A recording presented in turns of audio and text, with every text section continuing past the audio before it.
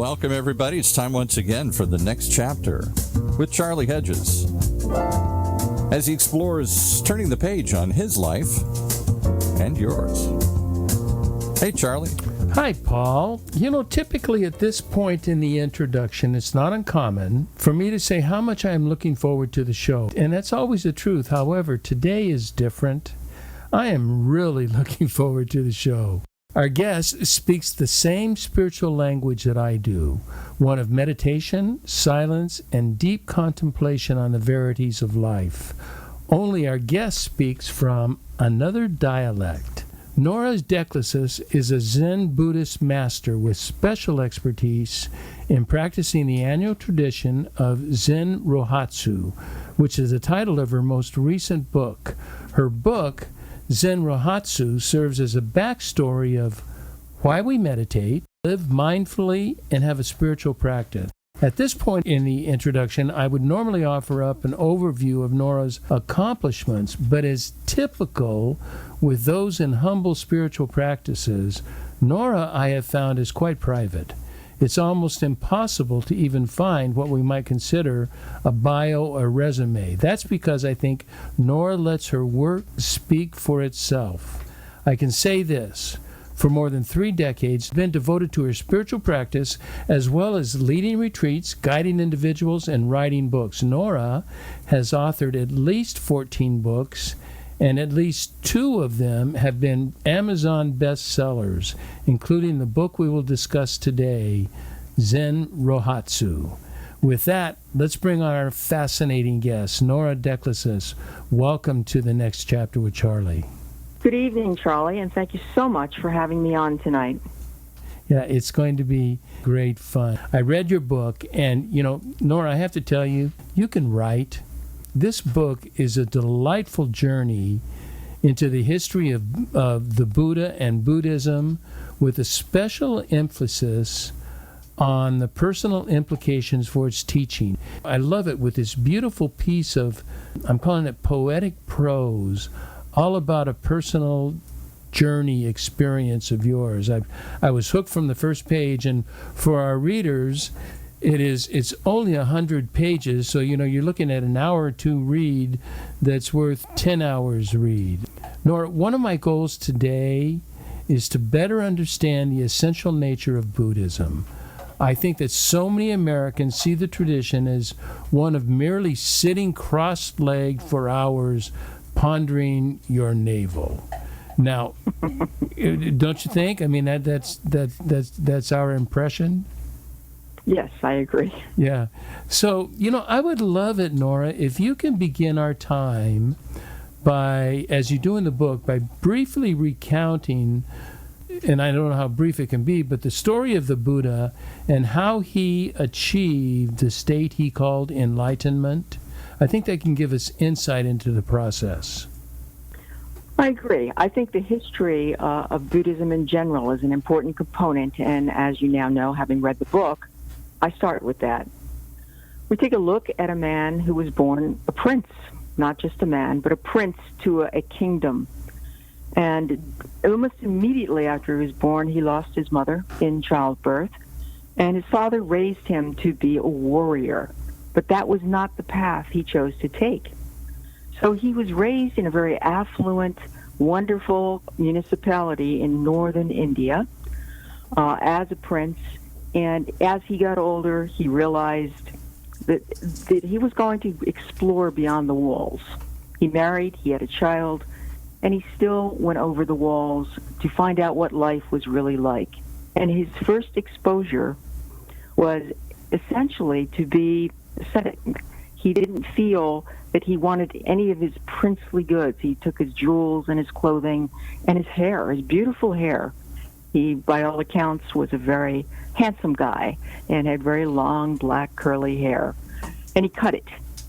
And he went on his way without eating very much or without drinking very much. And he walked and walked, trying to find the meaning of life and enlightenment. And it didn't happen. Year after year after year, it didn't happen until one day he sat down. And he said, "I'm gonna sit Can I here." ask you real quickly, how many years does anybody have any idea the years that he wandered in that process? 6 6 or years? 7, we think. Okay. We think, yes. Okay. Approximately 6 or 7. And at that point, when he sat under that fig tree, he decided to stay there and wait until he found this enlightenment. And his enlightenment is what is celebrated on the holiday known as Rohatsu. It's celebrated by Zens, which is a division of Mahayana Japanese Buddhism. And what he did during that time was he came to the conclusion that he had an idea of what enlightenment was about. And it was in some ways very diagnostic and very prescriptive. He came up with the idea that basically we are suffering because, for the most part, we're attached. We're attached to things, ideas, anxieties, stressors. He didn't call them that, of course, but in our language, that's what he was talking about. And then he came up with the Eightfold Path, which basically said, neither poverty nor affluence is the way. The way is to look at this in the middle path, to take a moderate path and understand that if we don't lie, if we don't cheat, if we don't commit any of the moral or ethical sins, then possibly we will achieve enlightenment by being mindful, which is written directly into this. That's the 7th component of the Eightfold Path, mindfulness. Not really what we see on the internet, but rather with the Buddha telling this to us, teaching this to us as the primary source. And I think that's an important component. So he lived both. He lived both very rich and very poor. And he felt someplace in the middle it had nothing to do with materialism. It had to do, spirituality omits materialism and looks directly at a very introspective look at what's important, what is important. And ethics are important, morality is important, meditation is important, and not becoming attached is important. And that's the essence of what he taught until he was almost 83 years old.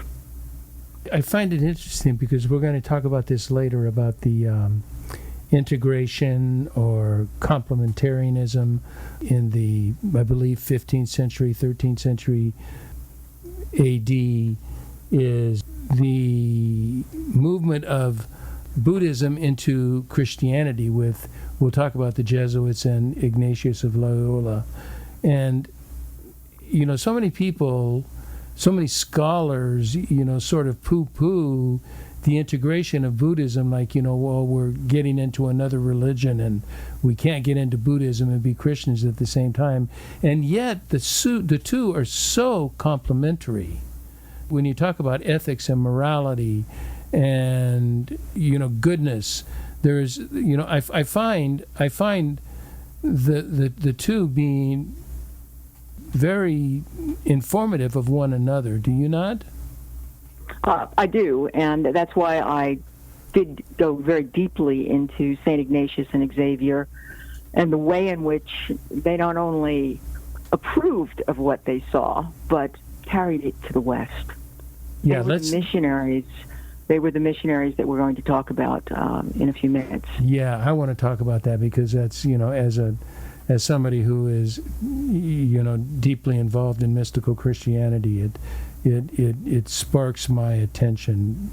But before we get there, I want to go back to the Buddha, and I want to go back to Rohatsu and the book as titled Zen Rohatsu, and that's Rohatsu, Rohatsu. What is Rohatsu, and why is it important to you? It's important to me because it's an annual reminder of why I meditate. I'm a meditator. I'm simply a Zen meditator. It's the area that I've chosen. And what it does on the 8th day of the 12th month every year is it reminds us of what the Buddha, historical Buddha, Siddhartha, actually did and the way in which he did. And he simply sat. He sat and he meditated. And what we do is we celebrate that every year by reenacting it.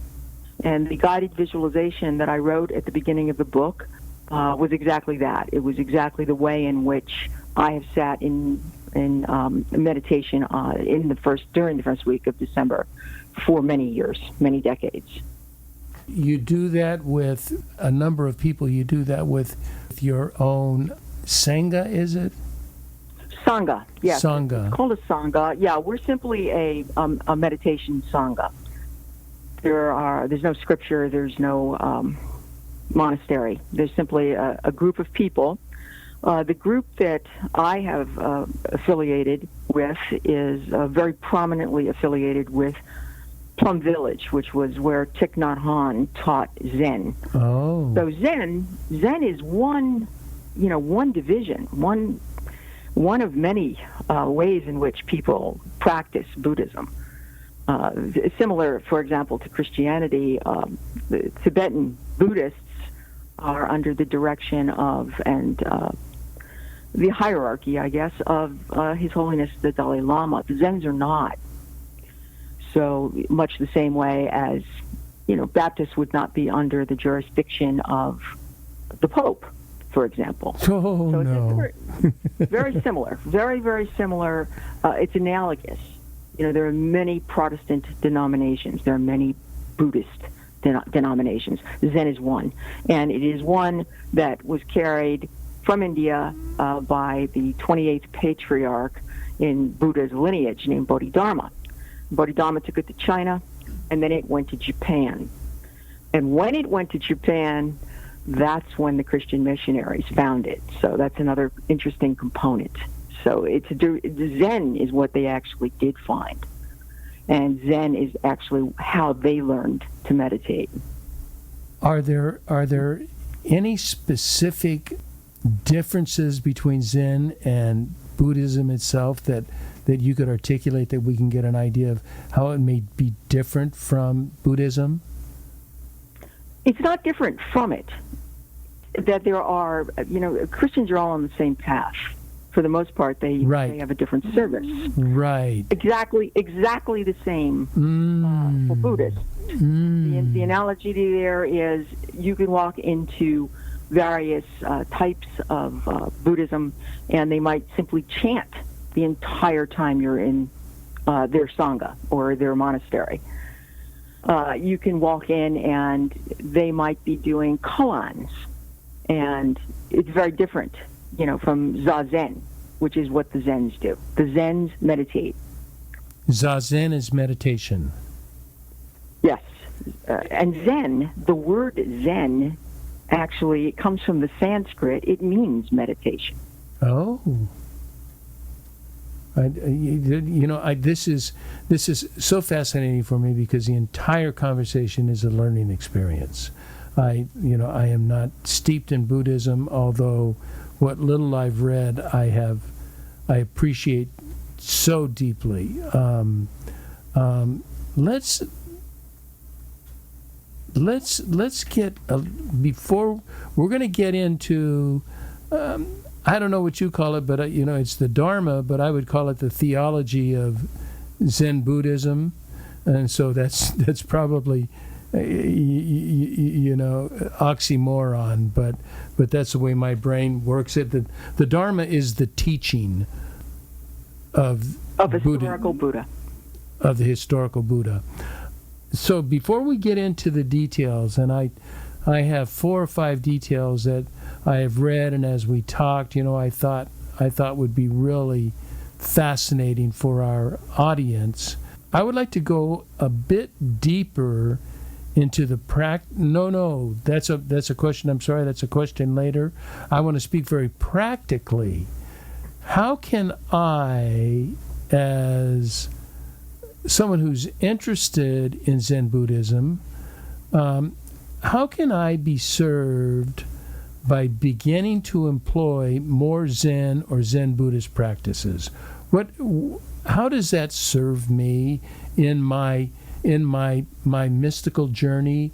And everybody, no matter who they are, even atheists, are pursuing some sort of, whether they call it spiritual or not, it's an inner soulful sort of journey. How can How can I be served in that journey with this discipline? Zen teaches us, Zen meditation teaches us how to be calm in the chaos. That's for everyone. That's for every sentient being who walks the planet. Zen has a very simple way to stay in the present. It teaches meditation, it teaches equanimity, and when I used to teach it, and when I do write about it, I actually tried to put it into 6 concise points, because those points were easier for the layperson, like myself. I mean, I am not a monk. I am simply a meditator, but it's easier for me to explain my journey. Now, they all begin with an S, because sometimes I do teach this in corporate America. So if you let me go through I would love you to. These very simple concepts, and I use the mnemonic device. You know, if they begin with an S, people have more of a tendency to remember them. Now, in Zazen meditation, we basically sit. We sit for about 20 minutes.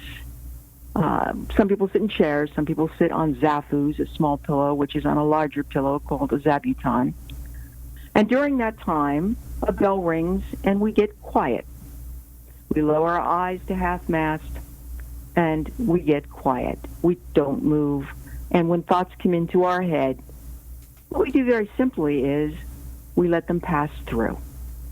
Now, Dogen, who was a Zen master in the early days, kicked it up a notch. So here comes the first S. He called Zazen, without moving, for his monks, shikantanza. That's the only technical term I like to use because it's the style that I do.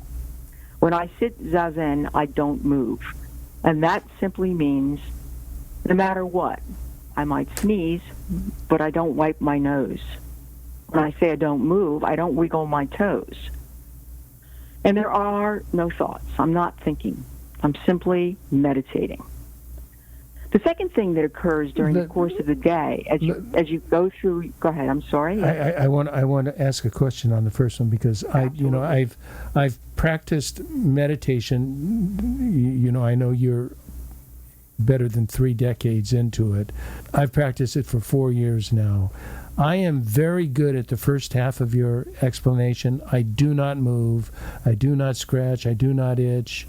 I don't, if my nose is running, I don't touch it. I don't do anything. So I find, even Nora, if I just accomplish that, that is a moderate success in my meditation process of just completely calming down and not focusing on my external circumstances. But when entering the meditative process, and that where it is a matter of clearing the mind and focusing on whatever, I struggle with the monkey mind. My brain is highly, I'm sure you understand as well read and intelligent as you are, that is a battle, is it not, of beating those overwhelming thoughts that are coming in. So I'm half there and half not there. And even for the experienced meditator, it happens, and it happens frequently. And what I teach, or what I suggest in the book, is we simply change our thinking before we meditate on how we're going to handle that to some degree. And meditation practice really helps. For example, in a zendo, where you might do zazen or zazen meditation, i.e. shikantanza, the more advanced style, you're going to hear noises. You're going to hear the fire truck go by. You're going to hear birds chirping. And rather than chat about it with the person sitting next to you, or rather than chat about it in your own mind or in a sub-vocalization, what you really want to do is think this. It goes like this. Bird chirping, it went in one ear and it went out the other. Yeah. And then you just get back into the meditation. Yeah, kind of naming it, naming the thought, and then really naming whatever that comes across. Name it, okay, thought, and then release it is what I've been taught. Is that? Is exactly correct, and that works very well with some practice, and it is a practice. It is very much a practice. So Shikantaza is even better for me after many years because, as Dogen said, not thinking, just not thinking. And now, how did I get to that stage? It got to that stage by walking meditation. And that's something that is very clear in that opening part of the book, where we talk about kin hin. Now, if you were to get up and do some walking meditation for about 5 minutes after 20 minutes of seated meditation, if you can be in a walking meditation, you're going to feel really good about your meditation in general. So walking is a very important part. Kin hin is a very important part. Is that a second, or is that still part of the Shikantaza? It is walking. It's simply it's a different style of meditation. Walking meditation is exactly that. We stand and we walk around the zendo without cutting corners. So there are things that we do. For example, we don't scratch the face because the itch comes and the itch goes. So it's a lesson learned. We don't cut corners when we walk around the zendo. We walk almost at a 90-degree angle when we hit the side of the zendo, so that we don't cut corners in life. Because Zen is about living our daily life, which you'll see with the next part of what I'm talking about. Well, let's move on to the next part then. Well, the next part is kind of cool. It's called single tasking. You know how we were taught multitask is everything in corporate America, and which I hate it. Single tasking is the essence of the Zen practitioner. Single tasking, staying in the present, and single tasking. If I'm pouring water or tea, I'm just pouring water or tea. My other hand isn't reaching out for the cheese sandwich. My voice isn't talking, to someone 3 rooms away. I single task, and that's it's a marvelous way to live your life.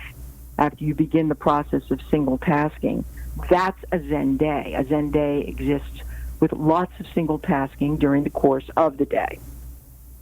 The third I call stillness, which is slow down our minds. Don't do quite as much. Those of us who are working hard, 12 and 14 hours a day, need to spend as much time as possible remembering to leave some time in between and to single task. We go back to that. And to meditate. I meditate about 2 hours a day. Number 4. I want to comment on that because that's so important, because there's, I don't think I did a podcast on it. I think I did a blog on it on Cal Newport's deep work or deep thought, and he advocates having set times during the day where you are cutting off all external communication. So you're not getting text or emails, or no one comes into the office, but you're not meditating, you're working, but you're working on, it is single tasking, you're working on one discipline, one thing that's important, and that's where the deep work comes in, and that's where he has found that he is most productive. And so this stillness and slowing down the mind sounds very much like, although it's not meditation, it's still deep work, it's still single tasking, it's letting the brain focus on one thing and one thing only, and great success can come from that. Absolutely, and I agree with that, and I do that. I do, but that's not part of my meditation for those 2 hours. Right. It's part of my work day, and it's the earlier part of the morning where that occurs. And it's similar to people saying we do a silent meal. Well, I do a silent workspace, and it is extremely effective, and it lasts for about 2 or 3 hours, and there are no text messages. during those times. There are no text messages during meals. There are no text messages during meditation. So we really are taught that it's good to have these rituals. And throughout the day, that's exactly the way I spend my day. Okay, what's number 4? Number 4, serve others. Do service. That brings the serenity that we're all looking for, and it allows us to practice our compassion. And service, I think, is something that almost everyone makes a really good attempt at. I've seen that being the one area where we really don't have to discuss it at any great length. In my case, sometimes my service is as simple as spending a part of my day with a handicapped cousin, and I have for the past 18 years. And he has taught me more than anything I ever learned in graduate school. So the reciprocity exists, and it's just a lovely experience. I feel like I need to comment on each one because I'm so resonating with them, not because I'm interested in my listeners knowing that I experienced that, but it is so important because, as I read the mystics, and people think of the Christian mystics, that a unitive union with intimate divine union, that union with God is a primary objective. Now, that is true. However, every mystic I have read, and I've read several mystics, every single mystic says, if it does not result in service of humanity, then it is not intimacy with God. It is something else, because that serenity, that closeness, that intimacy with God, we are no good unless we are good to other people. So that service, that's another place where there's interplay between Buddhism and mystical Christianity, is that service to others is essential. To the mystic, you cannot be intimate with God without serving people. Absolutely, and sometimes it's hands-on, and sometimes it's philanthropic. My church runs Code Blue. Out here in the East, where I am, people freeze to death if they're not picked up in vans, and the homeless are picked up in vans. They're fed, and they're given a wonderful place, a wonderful spiritual place in the church to spend the night on nights that get very cold. That's another alternative to contribute, to participate, and to support financially in some instances. I think one of the things that's very clear to me on this point is that's an individual thing. I very seldom mention my cousin, but I'm mentioning my cousin tonight because of the reciprocity that occurred. He has become a more compassionate human being. Our relationship, has been enhanced by the time that we set aside. And we both take time from our day to do what we do. And we've gotten to know each other very well. So yes, is it Christian? Yes. Is it Buddhist? Yes. Do all religions practice this? Of course, all religions practice compassion and should. One of the things that was a pet peeve of mine in one of the books I wrote prior to this was my research indicated that people now have an acronym so that they can hold up this little sign that says, I'm spiritual but not religious. And that's about 47% of America. Right. And I say you can be both, or you can be, spiritual and not religious. But you can be both, and I think that's what you're saying. You can be both. Yeah, we could get on to that because I so agree with you, and there's much to say on that, but I'm interested in point 5. Point 5 is simple living. Simple living. And simple living, what does that mean? Well, to me it means, we're constantly in pursuit of materialistic things, fame, popularity, some of the things, that are kind of nice. but it can't be A to Z. It's not the ball game. I did a podcast with a wonderful gal who basically said, my mother taught me when the babies are little to hold them and hug them. And if I needed to vacuum, it could wait. And that really says it all. Parenting and the love we express to our children, to our partners and spouses, it comes first. And it comes first in a way that simple living allows it to come first. Because if we're working 14, 15, 16 hours a day, there's really no time for that.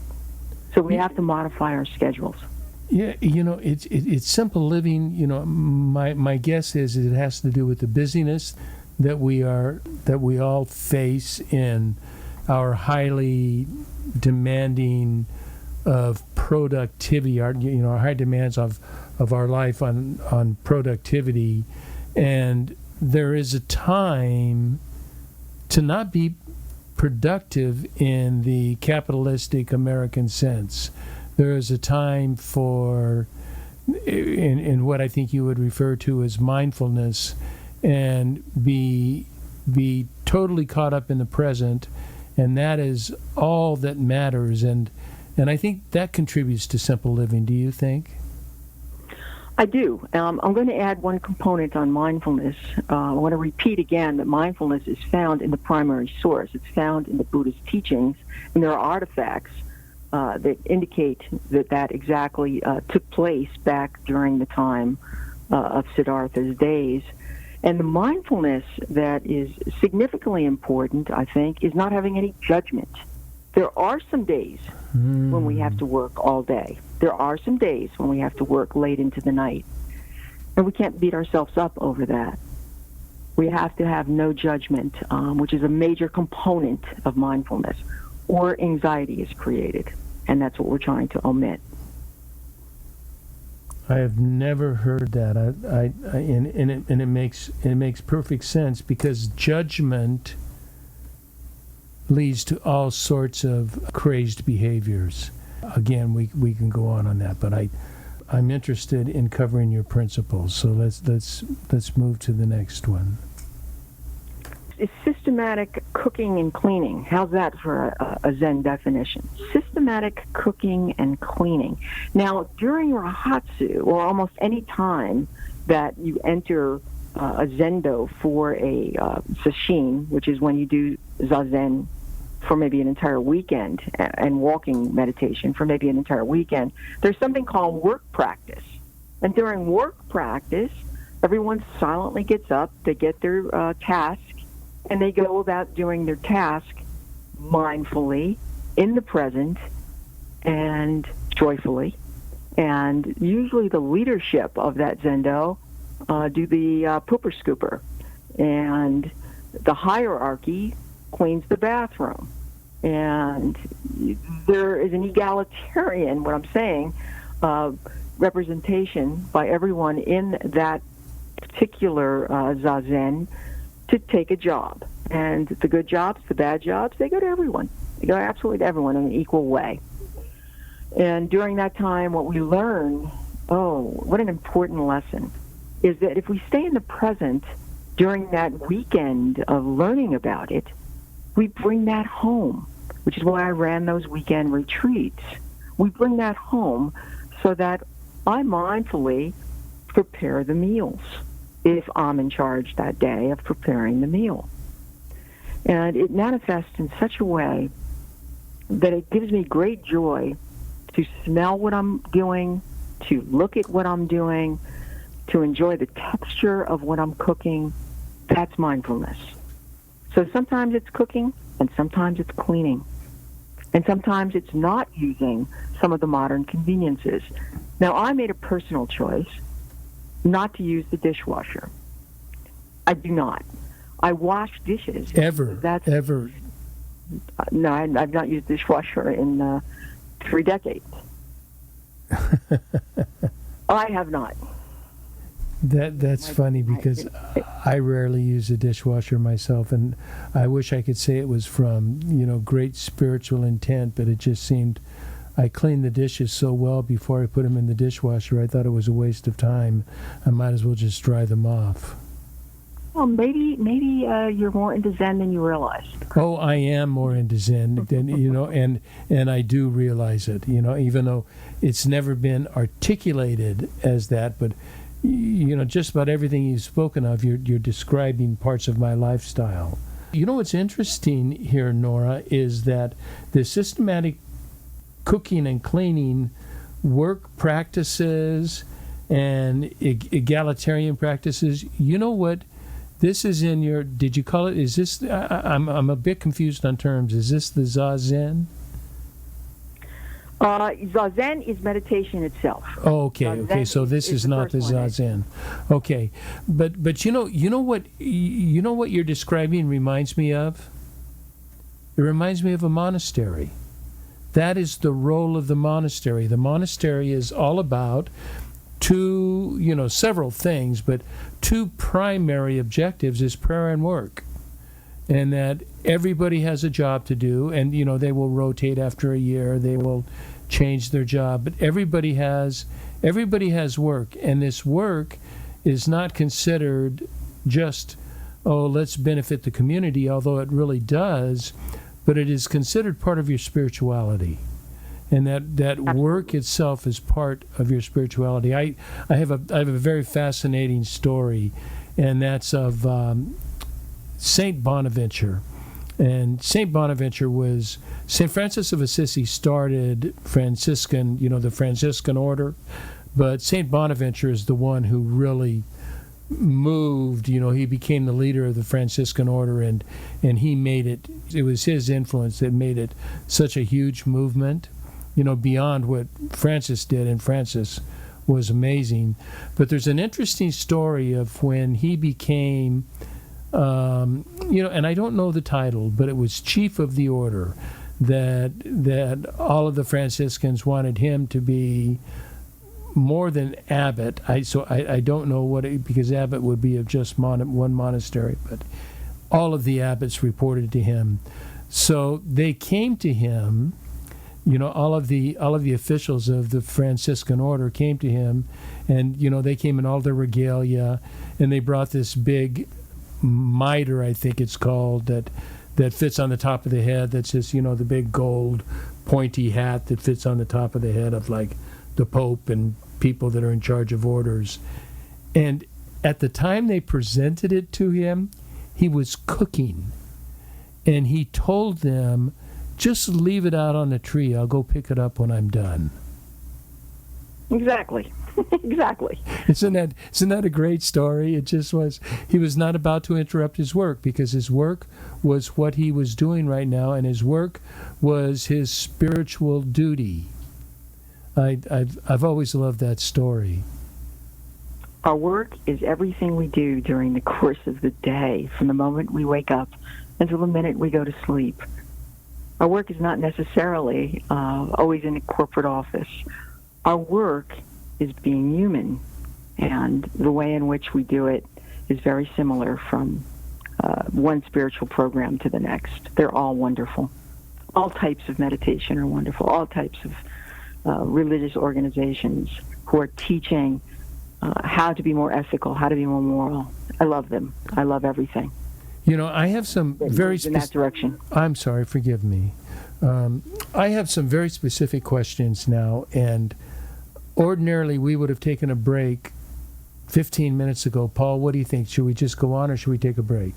Keep going. Keep going. Producer Paul says, keep going. So will depend on our time. I have 4 listed questions, but 2 of them are essential.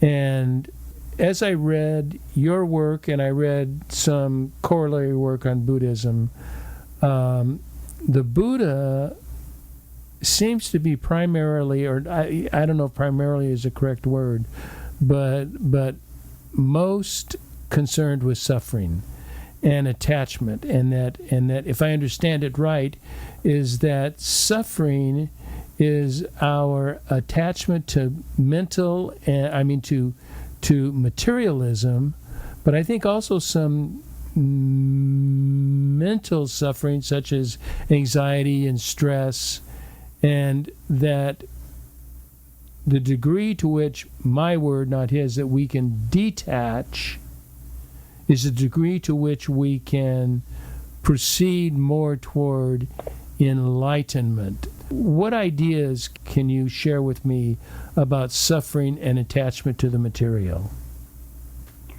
A lot of what historical Buddha Siddhartha was talking about came, of course, from his life experience. He was sheltered from things that we are aware of: illness, injuries, failures, the aging process, and finally, death. He was not aware that these things existed. His father chose not to be honest in regards to his early training. So when he went over that wall and he started to see things, he saw monks. They looked happy. He saw death he had never experienced. He saw illness and pain and agony.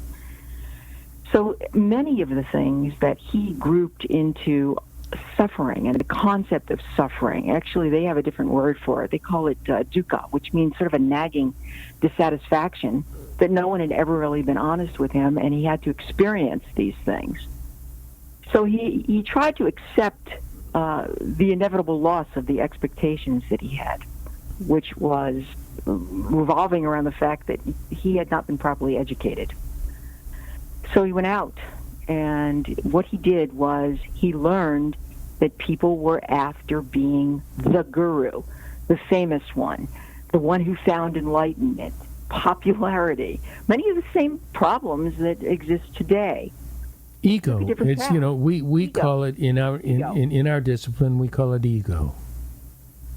So he took that and he realized these things are all very impermanent.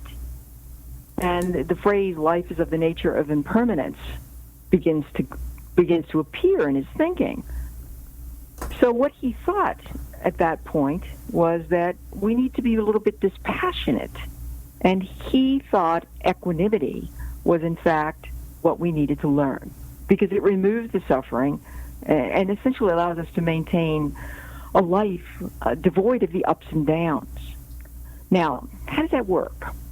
Well, it doesn't work by not caring, as some would say. In fact, the word equanimity comes from the language that they spoke during the time of historical Buddha. It's called Pali, P-A-L-I. And what it means, really, is to look over, being in the middle, stepping back, and looking at the situation.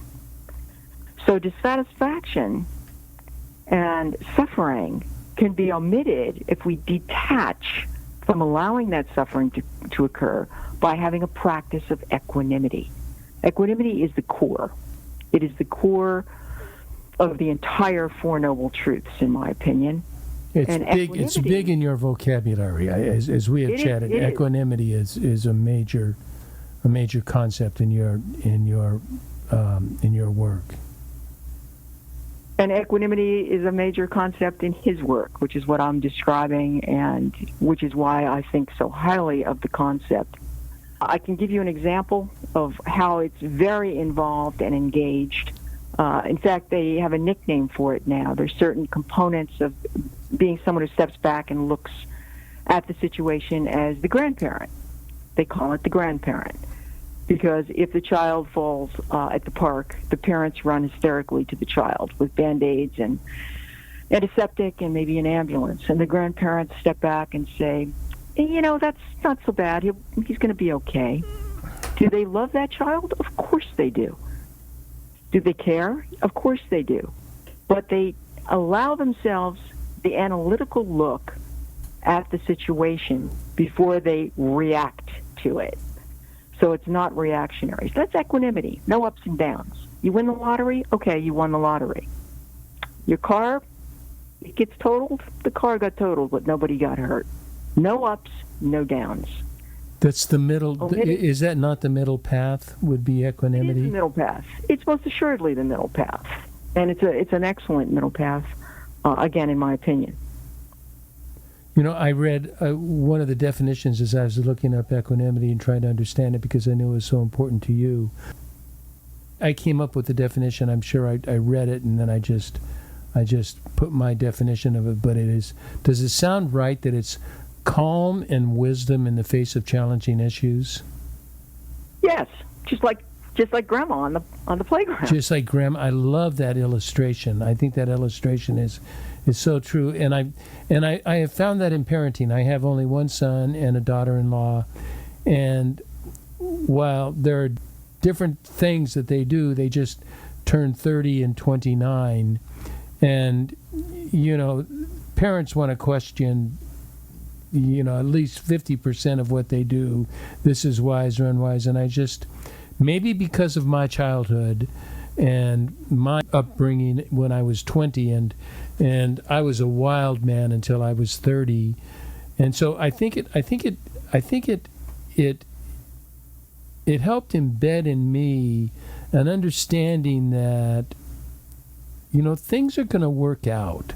On occasion, there's times they don't, and there requires intervention. I don't want to, I'm also an alcoholic, and so I understand that, kids in their 20s, you can't just ignore that. But with other issues, it's not a matter of ignoring it, but letting time play out and letting wisdom play out in them, and giving them some sort of sapiential advice at times, but other times just encouraging them and saying, I'm with you, you're on a learning process, you're on a learning curve, and things will work out as long as you are trying to have them work out. But even if you're not, life has a way of straightening us out if we pay attention.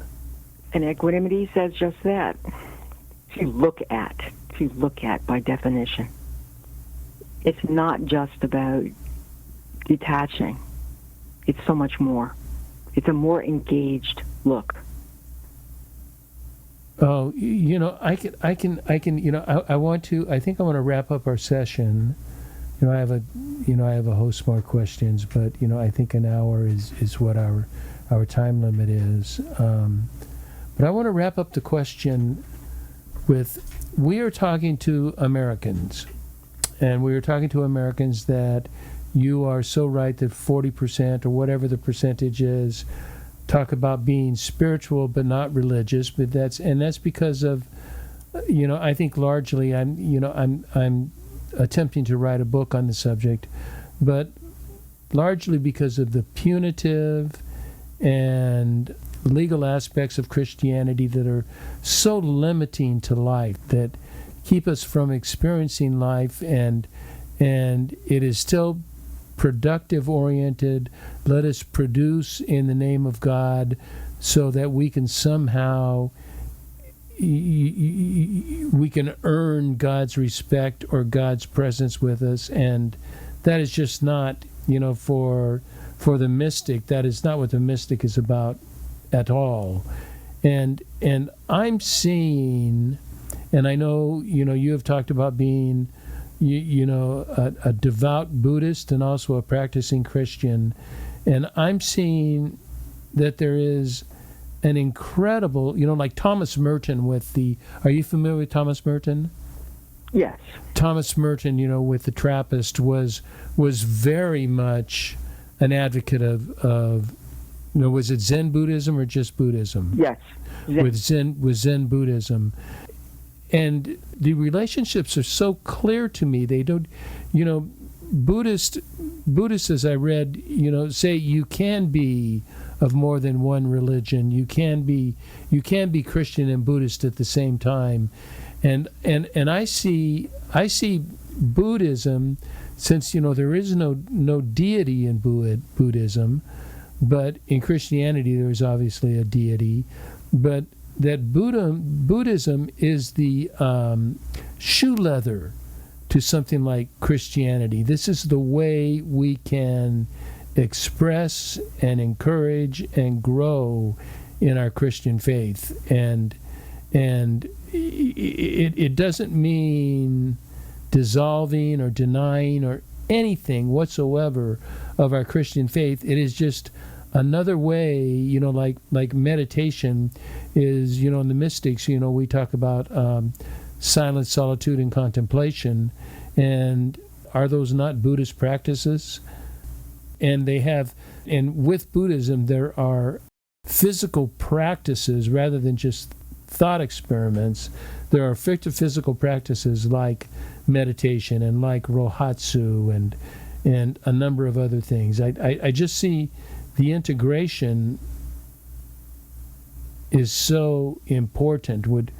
And my guess is, since you are both, that you would agree with me. I am a Zen meditator. And as a Zen meditator, I think Zen meditation creates a more serene life. Every day, I'm allowed to do what I do in a better way, in a calmer way, in a still way, because I meditate. So the part that I've taken from it is meditation. It's one component. I think the chanting that other Buddhists do is marvelous. It's not something that I do. I think koans are fascinating. It's not something I do. So I can't speak for Buddhism. I can only speak from Zen meditation. From your practice. And my practice, which, I wanted to share, which is why I wrote the book. Yeah, I have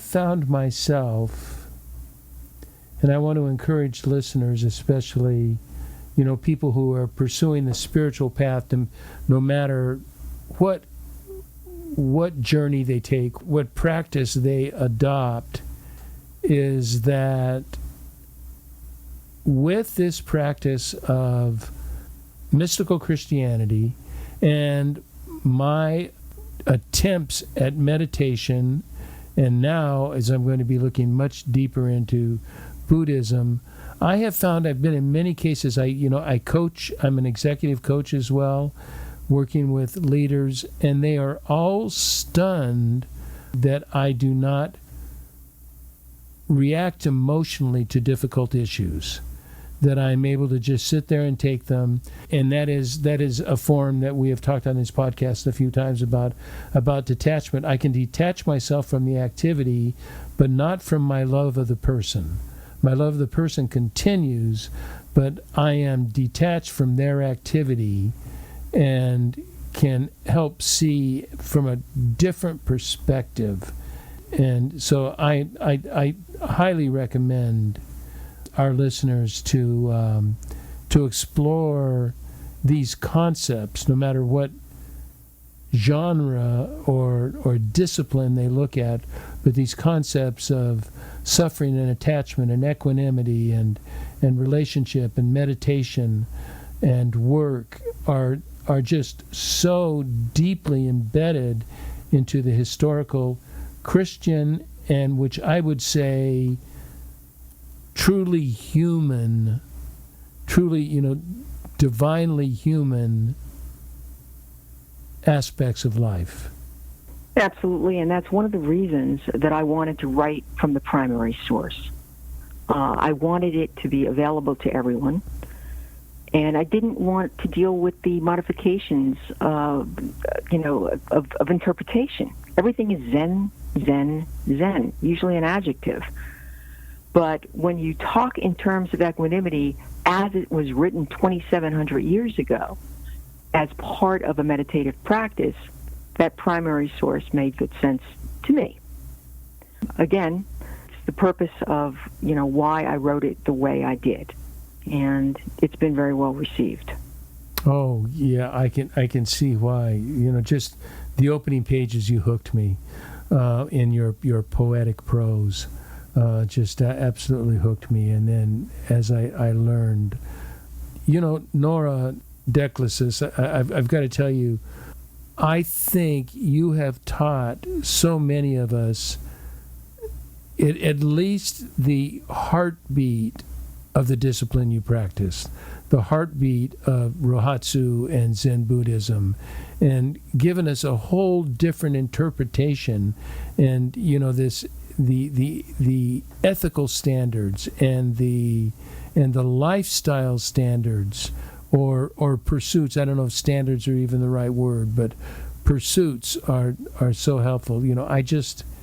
What an honor to have you on the next chapter with Charlie. You are a gift to me and to our listeners. Thank you, Nora D'Ecclesis. And thank you. I feel the same way. Honored to talk to you and wonderful to be on this show. I am going to provide links to your book, to the newest book, to Zen Rohatsu, and I'm going to put your website on the show notes as well so people can read more about you and find more. But I'm wondering, what if someone because you're in Philadelphia, what if someone in your area wishes to attend one of your retreats? Is there any way that people can, sign up or get a hold of you, or do you have to know someone?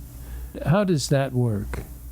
Well, as a result of the pandemic, we have been doing Zoom Rohatsus the past few years. This will be the first year that we're going to be doing Rohatsu, and we are booked solid. Generally we sell out. So I thank you for that effort, but generally we do sell out, and this year we sold out 6 months in advance. So it's an exciting time. I don't run them anymore. I am one of the guest presenters, but the team that does run them, they're run, let me answer that question very directly. They're run all over the world, and they're run all over your state and mine. And the single best way to be sure that you're getting the real thing is to go to the last sentence in my book, and I'll tell you it's called zenteachers.org, and you'll know you're getting a truly vetted, ordained person to run that Rohatsu. There's a marvelous person right in your area, Insight Meditation, I think, if you're still in that area of Southern Cal. And there's one in New Mexico, Roshi, Joan Halifax. So there are several in the West. And, of course, you have the San Francisco Zen Society. What about the one is it Yorba Linda or someplace close in Orange County? No, Hacienda Heights. Yeah, Hacienda Heights. Yes, very large one. I don't know whether they're doing Rohatsu in English, so that was something, you'd have to check. But yes, that is a Zen facility, Hacienda Heights. This is a treat for me, and I'm sure for my listeners. And I want to encourage listeners to get your book. Really, that it is a worthy read, and it is an enlightening read. Thank you so much. Thank you, Charlie. Thank you very much. Well, that's all for today. I want to thank everybody listening for listening to the next chapter with Charlie. And as usual, this is Charlie Hedges signing off. Bye for now.